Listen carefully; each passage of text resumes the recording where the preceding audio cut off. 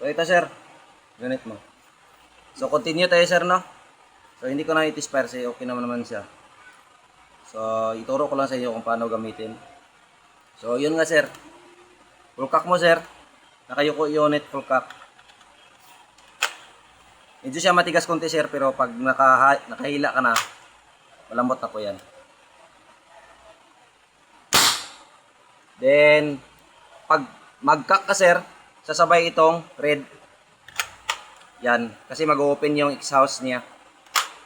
5 counts lang sir, pwede ka na magpaputok. And then, kung gusto mo tignan dito sa loob sir, so pwede itong matanggal sir no. Itong left side, dito sir, left side. Pwede siyang matanggal sir, dyan. Pwede siyang matanggal. So pag balik mo lang sir, anuhin mo lang. Simple pa din kung ano yung natanggal, so ibalik mo lang. And then kung gusto mo tignan dito sa loob sir, sa outer parts niya sa chamber, so pwede po tignan. So may screw siya dito at saka dito kasi lock po dyan. Yan. Then kung matanggal sir, pwede siya ito yung unahin mo or pwede itong ito, pero mas maganda itong unahin mo. Ganyan mo lang tapos silahin mo ito. So matanggal na po yan. So yan sir no. Then ang barrel mo sir, tanggalin natin ito pagpa-ship natin, pagpadala. So may mark siya dito. So itapat mo lang para itapat mo lang yung marking niya para pagdating dyan, 0 pa din.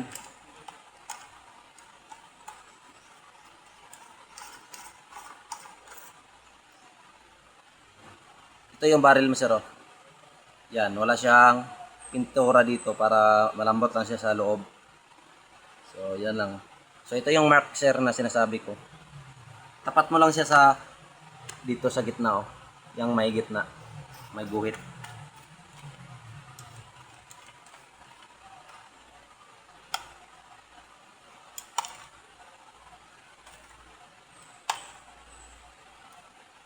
So ayan. So yan sir, nakatapat na siya. Yan lang sir. Then dito sir, tanggalin ko naman ito pag padala. Ganyan lang. May button siya dito, may button.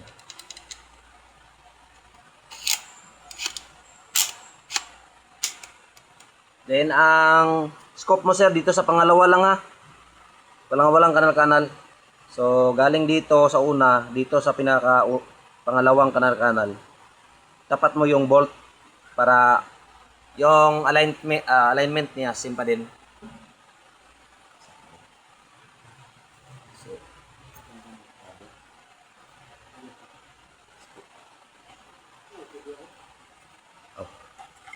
Ilagay natin yung cover ng scope sir.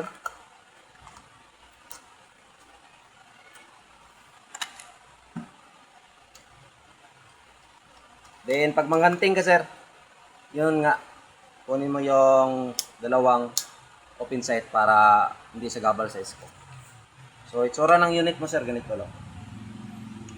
So yun nga sir pag medyo matigas na talaga yung antigas niya sir is parang hirap ikasaba. Ang gagawin mo sir, pwede mo itong tanggalin ng cover sir, tapos pagtanggal mo sir, yung daanan ng kasahan natin, yung bolt action natin, lagyan mo ng oil dito. Pag ganyan yung paglagay ng oil sir doon sa daanan ng bolt action para pag babalik na mag-smooth yung kasahan natin.